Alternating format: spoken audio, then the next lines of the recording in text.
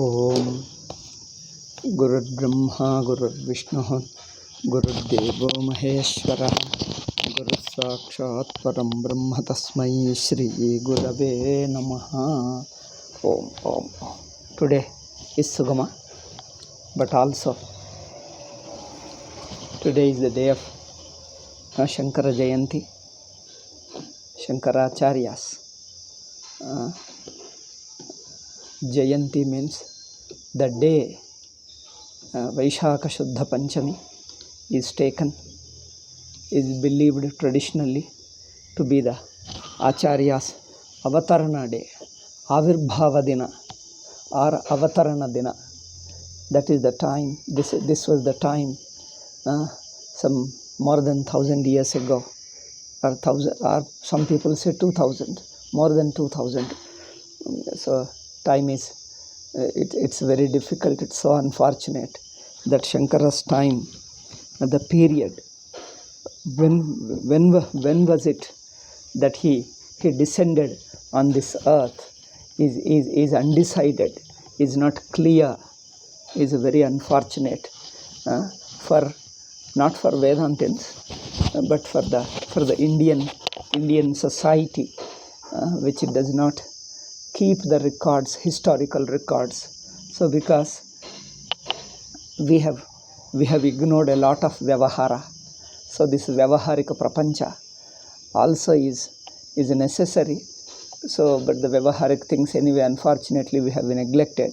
Even now, there is a chance they should have come together, all our Acharyas, present Shankara Pithas, and instituted one committee of all scholars, openly and I think without any preconceptions.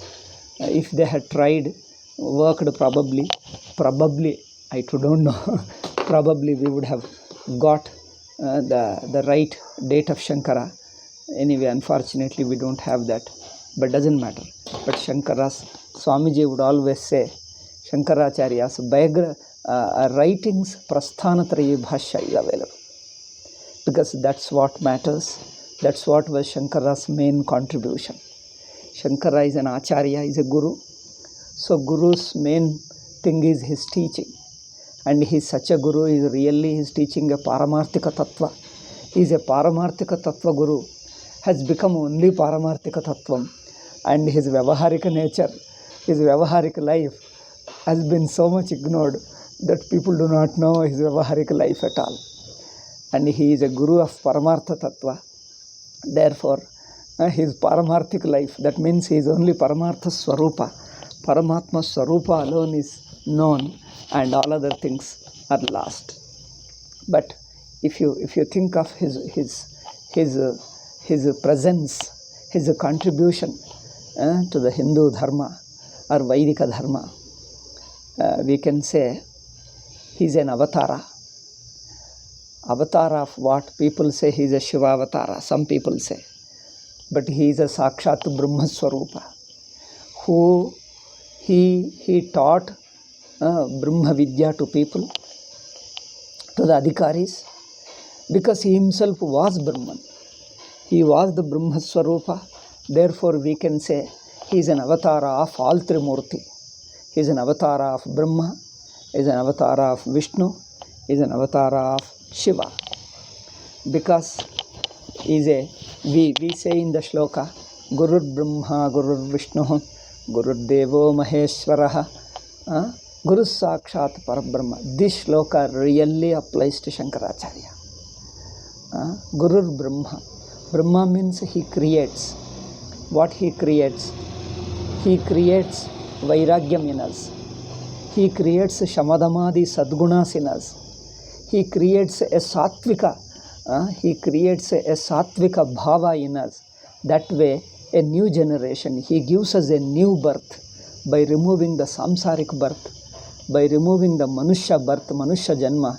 He creates a new birth in us. That way, he is a creator. He is a Brahma. He is a Vishnu also because he sustains. He sustains what? Our Nijaswarupa, our Atma Swarupa. He protects our Atma Swarupa Therefore, he is called a Vishnu's avatara also.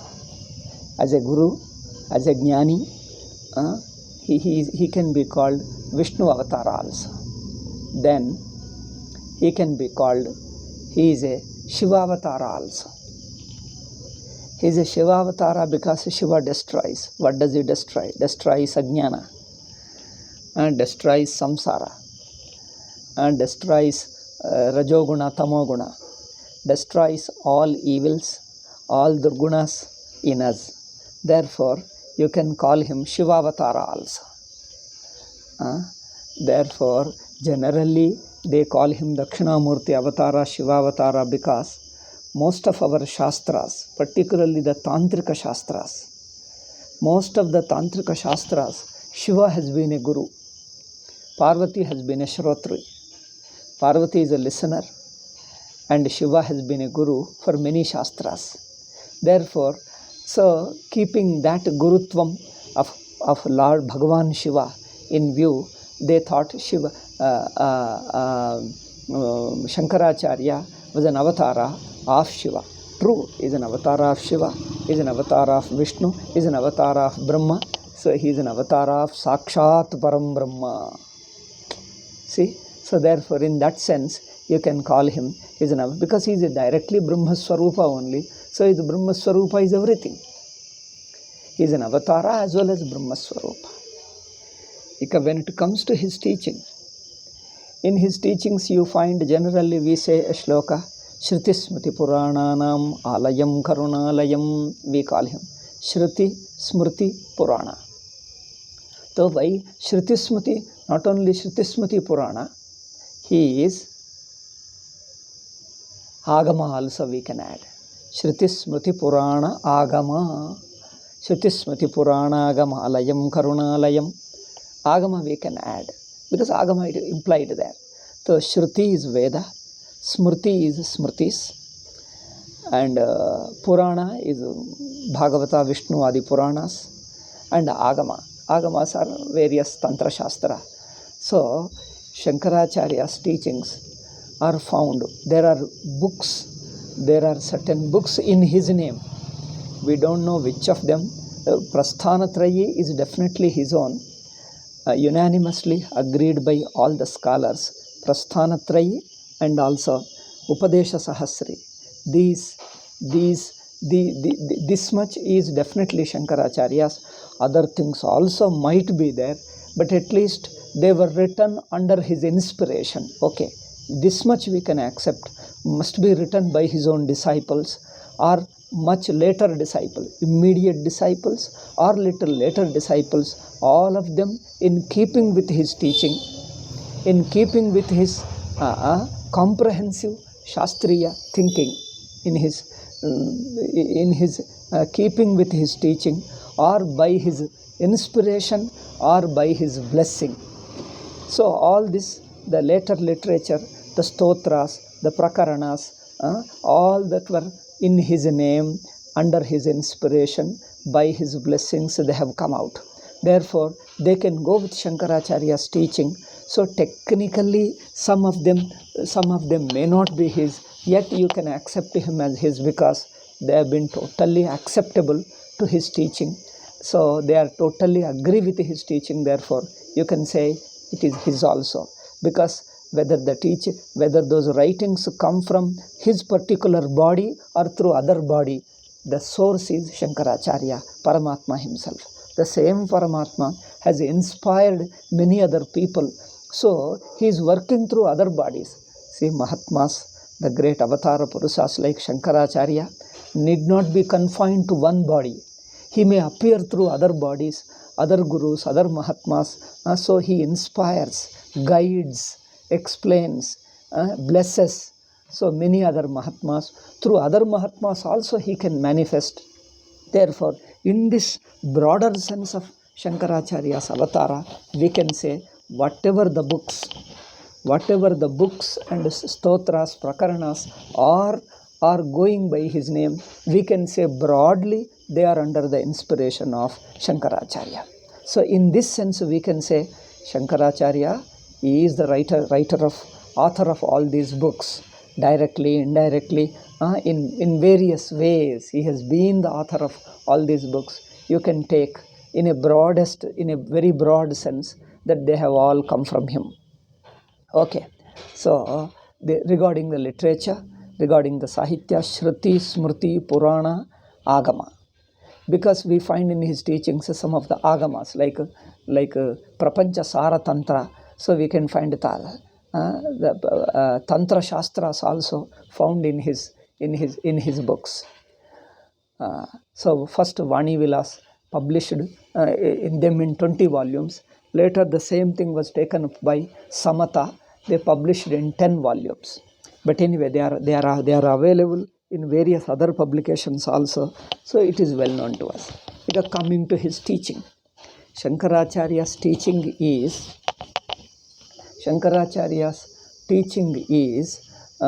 people say Shankara taught Advaita. That is his final teaching. That is his ultimate teaching.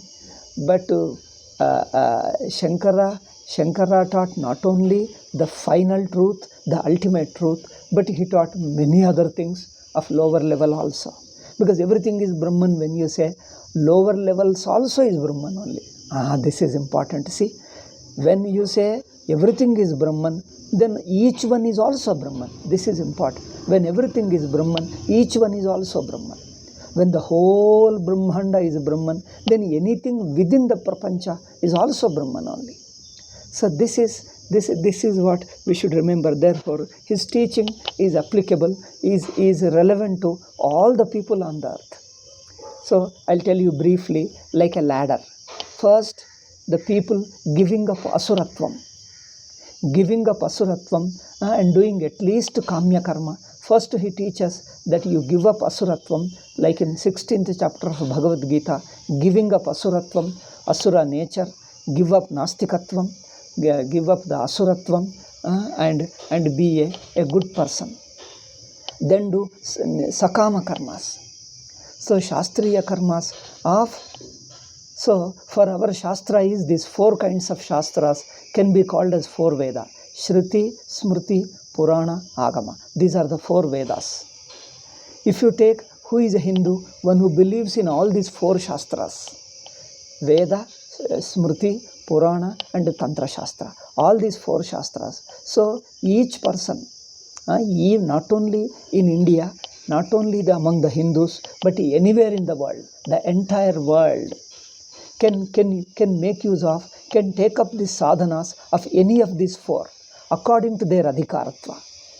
Shastra, in these 4 shastras, various teachings are given, and then adhikaris are also stated there in order to follow a particular sadhana. So those who, according to their adhikaritvam, they can take up a sadhana relevant to him from these four kinds of shastras. So that way, if you take all these 4 put together, then Shankara's teaching applies to the entire world, not only to Hindus, not only to Indians, but to anybody in the world, any human being, not only human being. If you go by our orthodox people, even animals, even devatas, even pitrus, everybody can follow. So the teaching, these 4 shastras, if you take as 4 Vedas, Veda, Smriti, Purana and Tantra. These 4 are the Vedas. If we take in this sense, anybody on the earth can follow according to their adhikaritva. There, regarding each sadhana, adhikaritva is stated. So people have to look for their adhikaritva and take one of the sadhanas which is stated there. According to Shastra alone, we have to follow. Ignoring the Shastra, if you yash shastra vidimustrujya vartate kamakaratah nasasiddhimavapnoti na sukham na paramgati. Shastra vihita ಸಾಧನವನ್ನು ಬಿಟ್ಟು ಯಥೇಷ್ಟವಾಗಿ ತನ್ನ ಬುದ್ಧಿಗೆ ಬಂದಂತೆ ನಾನು ಒಳ್ಳೆಯದೇ ಮಾಡ್ತಾ ಇದ್ದೀನಿ ಎಂದು ತನಗೆ ಇಷ್ಟ ಬಂದಂತೆ ತಾನು ಮಾಡಿಕೊಂಡರೆ ಅದು ಅಷ್ಟು ಸಹಕಾರಿ ಆಗಲ್ಲ. ಏಕೆಂದರೆ ಅತೀಂದ್ರಿಯ ವಿಷಯಗಳ ಪ್ರಾಪ್ತಿಗೋಸ್ಕರ ಅಪೌರುಷೇಯ ಪ್ರಮಾಣ, ಶಾಸ್ತ್ರ ಪ್ರಮಾಣವೇ ಬೇಕು. ಏಕೆಂದರೆ ನೀವು ಎಷ್ಟು ಸದ್ಬುದ್ಧಿ ಇದ್ದರೂ ನಿಮಗೇನಾದರೂ ರೋಗ ಬಂದರೆ ವೈದ್ಯನನ್ನು ಕೇಳಿ ವೈದ್ಯಶಾಸ್ತ್ರಕ್ಕೆ ವೈದ್ಯಶಾಸ್ತ್ರ ಹೇಳಿದ್ದನ್ನು ಔಷಧಿ ತಗೊಳ್ಳಬೇಕೇ ಹೊರತು ನಾನು ಸದ್ಬುದ್ಧಿಯಿಂದ ಸಿನ್ಸಿಯರ್ ಪ್ರಾಮಾಣಿಕ ಹೃದಯದಿಂದ with my sincerely I am taking the medicine. You can't say that I am sincerely taking a medicine, therefore I can take any medicine. See, when you fall sick, you have to go by the doctor's advice or the Vaidya Shastra's advice. You just can't say, I'm sincere, therefore just any medicine I take. However sincere, you can't choose on your own unless you have the knowledge about it. So the knowledge comes from Shastra. Therefore, Tasmat Shastram Pramanante Karya Karya Vyavasthitavu. Therefore, for sadhanas, Shastra is the pramanam. Which Shastra? These 4 kinds of Shastra just now I have mentioned. Shruti, Smriti, Purana, Agama. Out of these 4, according to our adhikaritva, take up that particular sadhana.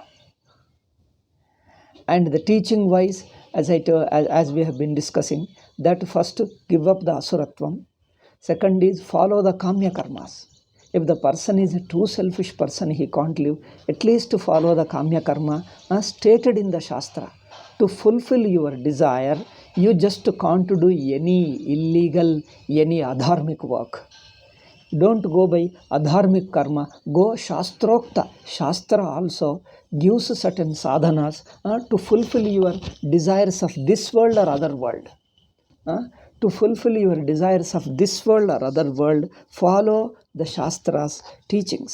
Shastra gives you sadhana even for a smallest benefit, even for the worldly benefit, it gives certain sadhanas. Follow those sadhanas. Okay? Ihaloka anubhava, ihaloka experiences. For the experiences of this world and for the other world, it gives the kamya karmas. And follow this Shastrokta kamya karma means the karmas which fulfill your desire. Such karmas Shastra teaches. Follow the Shastra and fulfill. So for a very ordinary man who cannot live without desires, who wants only to fulfill his desires, even for him Shastra gives certain sadhanas. They are the kamya karma. Next is nishkama karma. This is a little advanced, higher stage. Nishkama karma, karma yoga has been taught by Acharya based upon these 4 kinds of Shastras alone. So Nishkama karma yoga. Then along with it, then there is a physical karmas. Then there are vachika karma, manasa karma. There are many karmas. Okay, physical karma is seva, puja, tirtha yatra. Okay, seva, puja, tirtha yatra. These 3 are physical karma. Seva means it comes under your own personal duty, family duty. Seva means duties. Fulfilling your duties, doing your karmas, social service karmas, all these things. Ishta purta datta, we call them. Purta datta karmas. Purta karmas means social service, the sevas, your personal duty, your family duty, your official duty, or whatever the duties enjoined according to the Shastra. Follow these duties. So the duties, then the social service, and then the puja, nitya puja, your ishta devata puja. You can take diksha and then do your puja, and also tirtha yatra. These 3 or 4 are the activities at the physical level. Then the good behavior. Okay, the good behavior of personal discipline and personal behavior, right behavior, all these are sadhanas at the physical level. Then the vachika level. Vachika level is parayana, bhajana kirtana, and japa. Okay, japa, parayana, bhajana kirtana. Bhajana, kirtana, parayana, these are the vachika level sadhanas. Karmas I am talking, not sadhanas, karmas. Karmas at vachika level. This also you find them scattered in all our Shastras. Acharya has approved them. Then the manasika sadhanas are there, upasana, dhyana, and all those things. So like that, all these various sadhanas are taught in the Shastras according to one's capacity, one's level. One should take up and do them. So first Nishkama karma, first sakama karma, then nishkama karma, that is karma yoga. Thereafter Bhagavad Upasana. Upasana is a manasika. There are many kinds of upasanas. Vedic upasanas, Tantric upasanas, Pauranic upasanas, Yogic upasanas, 4 kinds of upasanas you find them. All these upasanas are scattered in our Shastras as well as in Acharya's teachings, Shankaracharya's teachings. So, one should not just imagine that I am qualified for highest things. When you actually practice, we come to know what is our real capacity. What is our real capacity? We come to know only when you start following a sadhana. Just if you imagine that we are, that I am an educated man, I am fit for only directly Vedanta and Mandukya Upanishad alone, I feel this is not a right way, because of course there may be few people who are really qualified for it, Atyanta Uttamadhikari, but people do not know whether we have Shamadamadi or Vairagyam, all that. So they think a personal interest, curiosity is Adhikaritvam. Curiosity is different from Jijnasa. Okay, all these points he has beautifully explained. So Acharya's responsibilities to explain, to clarify the point, guide us, lead us, inspire us. Okay, guide us, lead us, inspire us. He inspires us, guides us, leads us, explains us, clarity. So in these things we do two aspects. One is Acharya Upasanam and Acharya Shravanam, Acharya Bodha Shravanam. Upasanam is the Guru Bhakti is also part of our sadhana. Yasya deve para bhaktihi yatha deve tatha gurau. Tasyaite kathita hyarthaha prakashante mahatmanaha. Shastra says, as you have, this is a Shvetashvatara Upanishad's Vakyam. As we are supposed to have bhakti in Bhagavan, so also have so much of bhakti for Guru also. Because Guru Charana Bhakti really removes many of the problems, manodoshas, and brings the anugraha, and that anugraha really prepares us for what is, for Guru's. Okay. What is this? There is something crawling. Okay. So Acharya Upasanam and also Acharya Bodha Shravanam. Both have to be done from the right Guru. So Acharya's teaching is not only explaining, but giving a strength, an inner inspiration. Because Acharya is not a simple teacher, a bookish teacher, a person who knows the knowledge and then just teaches. He is an inspirer. He gives an inspiration to us.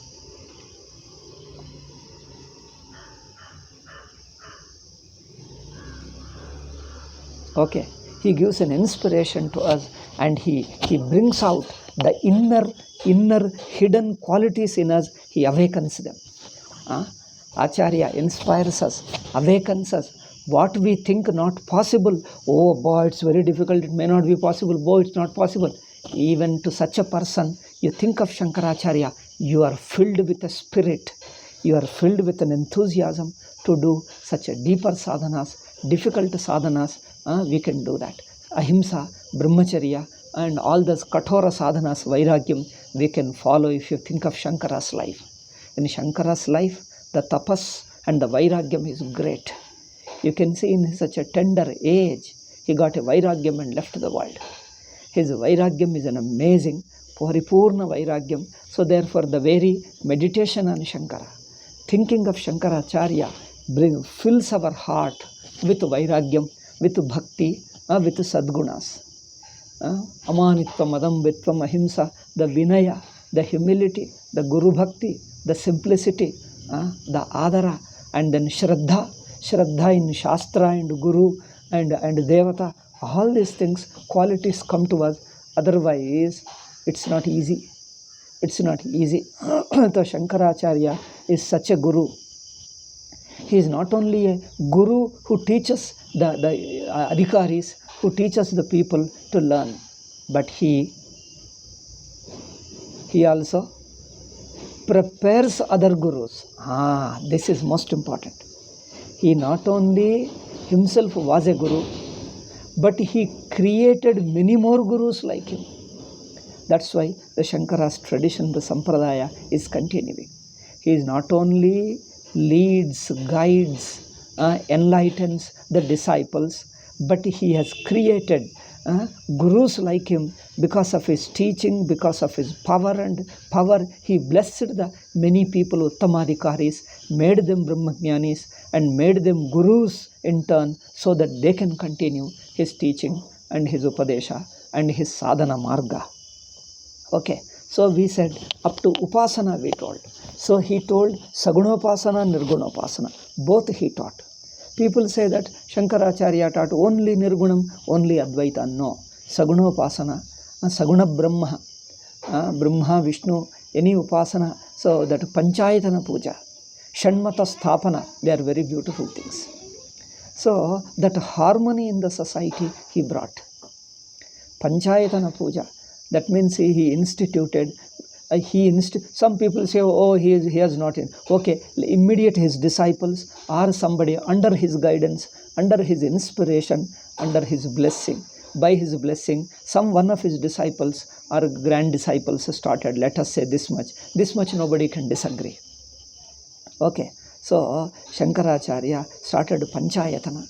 Panchayatana means whoever is your Ishta Devata, you put him in the center and other Devatas will be on your four sides. If you are a Vishnu Bhakta, let Vishnu or Rama or Krishna will be in the center, and Shiva, Surya, Vinayaka and other Devatas will be on all the four corners of it. Okay, this way your main bhakti is fulfilled for Vishnu, and other Devatas also, you don't hate them, you include them in your bhakti, in your Devata. Such a beautiful idea, see. Means a person who has got a real prema, real bhakti alone can teach it. So his bhakti is so vast, his bhakti for his Ishta Devata is so good, so nice that it only knows how to include others. It doesn't know how to hate others. How beautiful it is. So in his Upasana, he includes others. He never excluded anything. So if your Ishta Devata is Vishnu, you can include all others also. Okay. Then if you include, if you are a Shiva Bhakta, put Shiva in the center, and in the Yaru, Devi, Surya, Vinayaka, and Vishnu on four sides, and Shiva will be in the center. So your Shiva Bhakti will be such that your Shiva Bhakti includes other Devatas. That means you have got only Bhakti, Prema and nothing but Prema. Nothing is excluded. They are all covered, included in it. Okay. So this is Shiva. Hage, if you are a Vinayaka Pujaka, like in Maharashtra, in Tamil Nadu, Vinayaka is their Ishta Devata. So you put Vinayaka in the center, other Devatas there. If you are a Shakta Bhakta, Shakti Devata, Durga, Lalita, Kali, Ityadi, you can put the Devi in the center and other Devatas around. So that way, all these Devatas are mutually lovers. They may fight once in a while just for fun. Just for fun they will fight, just to do Leela. And you can see all our gods fight not for themselves. On behalf of their bhaktas they fight. See, here, compared to other religions, not only the God himself fights against, God doesn't fight, but God makes his followers fight against others' followers. But in our Shastra, see, this is the difference. In other religions, certain foreign religions, their God, he claims that he is the only God, and others are not gods at all. And he provokes his followers, go and fight against the followers of other gods, therefore you will win. But in our Puranas, God doesn't provoke. For example, Vishnu doesn't provoke Vishnu Bhaktas, Vaishnavas, go and fight with Shiva Bhaktas. He will never say. See, they never advise their Bhaktas. Shiva never advises his Shiva Bhaktas, Shaivas, to go and fight with Vaishnavas. Or Devi Bhaktas, go and. So, our gods never tell our followers of their Bhaktas to go and fight with other Bhaktas. Gods fight. In Pauranika stories, Shiva, Vishnu, they fight. So, but the Shiva Bhakta, Vishnu Bhaktas don't fight. They don't tell them to fight. See, Shiva Bhakta, Vishnu Bhaktas are not taught to fight with each other. Devas fight. That means they give us some kind of a leela. They fight on behalf of their bhaktas. And ultimately, at the end, at the end, they become lovers of each other. They become good friends. Our gods, Vishnu, Shiva, they fight in the beginning because the fight only shows how it is not good. Ultimately, we are one. We are just one alone. So the Shiva, Vishnu, Devi, they all ultimately they become one. So our devatas are mutual friends. They recognize, they respect. You can see even in Bhagavata how he talks of Shiva. Wherever the context of Shiva comes, Vishnu openly says, "Oh Shiva, you are me and I am you." Those who sees difference between us, those who respects me and disrespects you, is not my bhakta, I won't accept it. Bhagavata openly says that. Do you know that? So in Bhagavata, Bhagavan Krishna says, all are my people. Shiva is my Atma. Mahabharata says, Bhagavata says, Shiva is my Atma. Shiva Purana says, Vishnu is my Atma, my Hridaya. So they never don't hate him. So these upasanas are very beautifully, the real depth of it, the real devotion, real bhakti in the upasanas has been brought about by Shankaracharya very beautifully. So he got the message, he got the real crux of all the shastras so well. He brought out, he instituted this Panchayatana Puja and Shanmata Sthapana. Shanmata means these 5 Panchayatana, 5 we have stated, and 6th one is Subramanya. Subramanya or Kartika. So this is Shanmata Sthapana. You take of any of these devatas, Ishta Devata, they all mean the same Paramatma. So that's why Shankaracharya harmonized the people, purified the bhakti. So let the bhakti not be tamasa bhakti, rajasa bhakti. Let the bhakti be sattvika. Let the bhakti be sattvika. And let bhakti really involve, really bring the devotion, love in our heart, and therefore it will spread to other aspects of life. Social, economic, political life also should be filled with dharma. He taught dharma, therefore even our social life, political life, economic life, everywhere should be filled with dharma. Even science also, let us say, if nowadays people say, oh, I discovered many things. Those who discover, see our Shastra says, those who discover a poison, he becomes a papi. Because a scientist who discovers a poison, he should also discover a remedy for it. A person who discovers a bomb should also discover how to neutralize the bomb, how to protect a person from that bomb, effect of the bomb. Then only your production of a bomb is right. Otherwise, you produce something harmful, and you don't give the medicine to counteract it. That means you are making the society helpless victim of that harmful thing. See how our Shastras give dharma even to science, to politics, to national politics, state politics, national politics, and international politics. It gives the dharma. Ultimately, dharma is the foundation, basis for anything. Social life, social interaction, economics, production, earning, enjoying, and spending. There is a dharma. According to dharma alone, this should be done. Money should not be a destructive thing. Earning, first we should not destroy nature. We should not destroy the society, nor we should destroy our own health and mind. Mind means samskara. The money should not destroy the society. Earning money should not destroy nature, should not destroy your individuality, should not destroy your quality, your values, your culture. It should in fact help you to become a better person, a happier person, physically happy, socially happy. Then nature also should be protected. So our economics also requires values and dharma. So at one level dharma, another level in the field of economics. At one level dharma, another level the entire world is Paramatma. Ah, see, so therefore, in the social level also, people are naturally divided into various groups due to various reasons. Ethnic groups, social groups, professional groups, and then what you call religious groups. It is natural to form into various groups. But each group should have the value, should have certain rules which includes, respects the other group. One group should have rules, should have such discipline and values that it should respect other groups, gives them freedom and also treats them and friendly and harmoniously. Okay, with friendship and harmony. Therefore, society, people naturally form into groups, ethnic groups, language groups.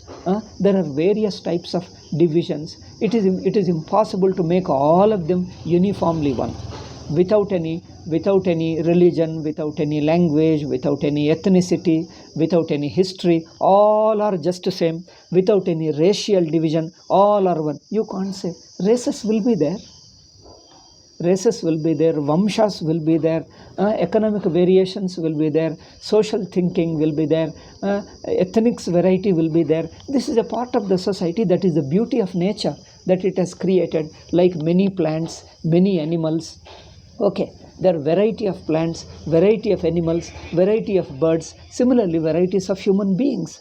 Their talents, their interests are different, but they should live in harmony with one another. So it is nobody has a right to dominate and destroy all others. Okay, as long as it is useful. If it is harmful, then we must destroy any group or anything. If it is a poisonous thing, supposing if there is a poisonous tree, we keep it at a distance. But if it becomes too much, if supposing a poisonous plant is spreading wildly, then we'll cut it down. We'll only limit it to few areas, and we don't allow that poisonous plants to grow everywhere. If they grow everywhere and don't allow other plants to grow, then it is a lopsided development. It should be a balanced. Then some of them we destroy, some of the plants, by retaining some of them. Okay, similarly, the society, humanity, animals also, everything needs a particular balance. Not that one part dominates others. See, all these values, if you understand only Advaita, you can see them. Even in religion, in upasanas, in sadhanas, in bhakti, in social, in economic, in political area. In all these areas, the basic harmony comes from Advaita alone. Then ultimate truth is, here one more point, that Saguna Brahman, which takes you to Vaikuntha, Kailasa, or such lokas, Brahmaloka, we call it. So you do upasana, where you do Vishwarupa upasana. Take the whole world as the same Paramatma, and with this upasana, your mind becomes really pure. Lifelong you do upasana, and after the death of the body, you reach your loka. Then the another way, this is the Pravaha Nitya. Then another is, you are the Brahman. This is the Vedantic knowledge. This is the final teaching of Acharya. Let us not confine Shankaracharya to this one Advaita Jnana alone. Jnana is his final teaching. And keeping that Jnana, he taught many other branches, leaves, and many other branches and sub-branches. Because Advaita is an ultimate truth, it is such a truth, it harmonizes everything, it accommodates everything, it includes everything. Therefore we call Advaita. But some people are taking Advaita means that is another separate thing, so he did not teach all other things. See, Advaita is all inclusive. You can't say all inclusive separate and then other things are separate. See, smaller things are separate and all inclusive is another one. We don't accept it. How can you say all inclusive means it includes everything? All inclusive means it includes everything. How can it exclude anything? Therefore, the ultimate truth of Advaita, Jnana, includes everything. That's what is Acharya's Upadesha. Then when it comes to Jnana, it is a superb teaching. Amazing teaching. Okay. Sagunopasana, of course, is there. But when it comes to Nirgunopasana also, there is an absolute teaching. Okay. This is the absolute teaching of Acharya that really fulfills everything. The final the final summit of the human civilization, the final summit of all religions, all culture. He is the absolute Brahmatvam. That is also, this also is the teaching of Acharya. Therefore, Acharya can be called a comprehensive universal being. Therefore, our government, the present government, has done one good thing, declared Shankaracharya Jayanti as the Philosopher's Day. And Shankaracharya himself is a universal being because his teaching, he is a Jagadguru. In Jagadguru, I think time is not permitting, but anyway, briefly I say, Jagadguru means his teaching is an all-inclusive teaching. That means any person of anywhere on the earth, according to his adhikaritvam, gives some form of advice, some form of sadhana. Therefore, a Jagadguru is a one who is capable of teaching anybody anywhere, whether Saguna, Nirguna, Karma, Upasana, Vachika, Manasika, Kaika, any sadhana. So in Acharya's teaching, all the Shruti, Smriti, Purana, Tantra, if you include, all the teachings all over the world are included in such a broadest teaching. Therefore, you can call Shankaracharya or anybody who follows that Shankaracharya's broadest teaching can be called Jagadguru. But if a person teaches only Vishnu Bhakti or teaches only Shiva Bhakti, and you can't say I am a Jagadguru. See, Jagadguru, you are a guru for that teaching. That's very nice. If he teaches Shiva or Vishnu, that's very beautiful. But it is not a comprehensive teaching. It is not all-inclusive teaching. A person who includes all-inclusive teaching, he is really a Jagadguru. Therefore, Shankaracharya can be called a Jagadguru because his teaching includes all these things. Therefore, such a Jagadguru, Shankaracharya's Avirbhava Divasa, Avatarana Divasa, ಒಂದು ನಿಮಿಷ ಬರ್ತೀನಿ, Avatarana Divasa.